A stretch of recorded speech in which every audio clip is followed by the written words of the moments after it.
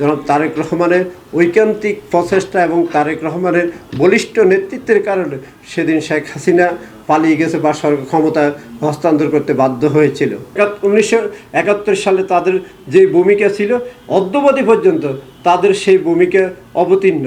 আমরা বিরোধিতা করবে, সেটা স্বাভাবিক। সরকারের এমন সমালোচনা করা যাবে না যেটা সরকারের বা বিরোধী দলের ভাবমূর্তি ক্ষুণ্ণ হয়।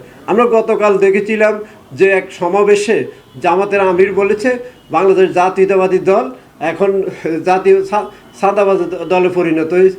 এটা আসলে তার কাছ থেকে দায়িত্বশীল নেতৃত্ব থেকে এ ধরনের মন্তব্য, তাহলে ওনারা যে বিভিন্ন মাদ্রাসা মসজিদ বা বিভিন্ন ধর্মীয় প্রতিষ্ঠানে তারা যে হাদিয়া গ্রহণ করছে, সেটা তো আমি মনে করি সাদাবাজের চেয়ে ভয়ঙ্কর পদক্ষেপ।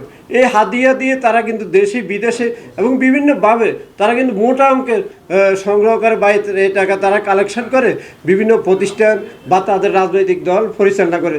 তাহলে তারা কোথায় থেকে এই টাকা আনে? রাজনৈতিক দলের কর্মসূচি পালন করে। এবং জামাত ইসলাম আসলে মূলত ইসলামের নাম ভাঙি বা জনগণকে দুর্বলতা আঘাত হেনে তারা কিন্তু মূলত এটা কোনো ইসলামিক রাজনৈতিক দল না, এটা আমি মনে করি একটা জঙ্গি সংগঠন। তৎকালীন আমরা দেখেছি হাসিনা সরকার জঙ্গিবাদ, মূল্যবাদ বিভিন্ন উপাধি দিয়ে তাদেরকে বিভিন্নভাবে কোণঠাসা করেছে। কিন্তু বেগম খালেদা জিয়া 18 বছর তাদেরকে জোটবদ্ধভাবে আন্দোলন করেছে। কিন্তু আমরা দেখেছি সবচেয়ে প্রথম কাতারে ছিল বিএনপি। তার পরবর্তী সময় তারা মানে নামে মাত্র ছিল, কিন্তু তাদের তেমন কোনো ভূমিকা ছিল না। এবং তারা তখন আমরা যখন জোটের মিটিং হয় তখন তারা জোটের মিটিংয়ে অংশগ্রহণ করে, কিন্তু কী পদক্ষেপ নিয়েছে, কী কর্মসূচি নিয়েছে সেটা তারা বাইরে এসে প্রকাশ করে দেয়। তখন সরকার আরও শক্ত ভূমিকা বা জেল জুলুম হুলিয়া মিথ্যা মামলা বা বিভিন্নভাবে বিএনপিকে নির্যাতন নিপীড়ন এবং বিএনপিকে বিরুদ্ধে মিথ্যা মামলা দিয়ে বেগম খালেদা জিয়া তাকে যেভাবে মানসিকভাবে শারীরিকভাবে তার উপরে নির্যাতন নিপীড়ন করা হয়েছে। কিন্তু বেগম খালেদা জিয়া তার পরে দেশপ্রেমে উদ্বুদ্ধ হয়ে জনগণের পাশে দাঁড়িয়েছে। এবং তিনি তো পালিয়ে যাননি বা তিনি তো আর গুপ্ত রাজনীতি করেননি।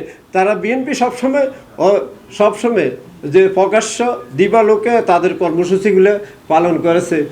অন্যদিকে আমরা দেখেছি আজকে কিছু উদীয়মান রাজনৈতিক দলের সৃষ্টি হয়েছে বা রাজনৈতিক দলের নেতৃত্ব আমরা দেখেছি, কিন্তু তাদের মতো আমি মনে করি যেমন নাসিরউদ্দিন পাটোয়ারি, তারপর সারজিদ আলম, হাসনাত আবদুল্লাহ, এরা আসলে কিছু এদের কাছ থেকে এদেশের জনগণ অনেক কিছু আশা করেছিল তরুণ নেতৃত্বের কাছে।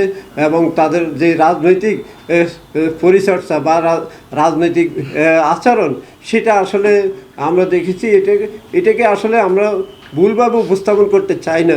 কিন্তু তারা আরও সংশোধনীয় হওয়া উচিত এবং সিনিয়র রাজনৈতিক নেতাদের প্রতি তাদের সম্মান এবং তাদের প্রতি যে মানে সৌহার্দ্যপূর্ণ আচরণ ব্যবহার করা উচিত বলে আমি মনে করি। আমি মনে করি সবার আগে বাংলাদেশ সেই স্লোগান সামনে রেখে আমাদেরকে সবাইকে একযোগে কাজ করার জন্য এবং আমাদের যে অতীতের যে ভুল ত্রুটি বা আমরা যে জনগণকে ভোটারবিহীন সরকার দীর্ঘ সময় ক্ষমতায় থাকার কারণে আমরা কিন্তু অনেকভাবে বঞ্চিত ছিলাম, অনেকভাবে নির্যাতিত ছিলাম, অনেকভাবে আমরা হয়রানির শিকার হয়েছি। ভয়ভীতি উপেক্ষা করে তারপরও আমাদের নেতাকর্মীরা তারা জীবন বাজি রেখে রাজপথ থেকে শুরু করে বিভিন্ন সভা সেমিনার বিভিন্নভাবে তারা সরকারের বিরোধিতা করে আসছিল।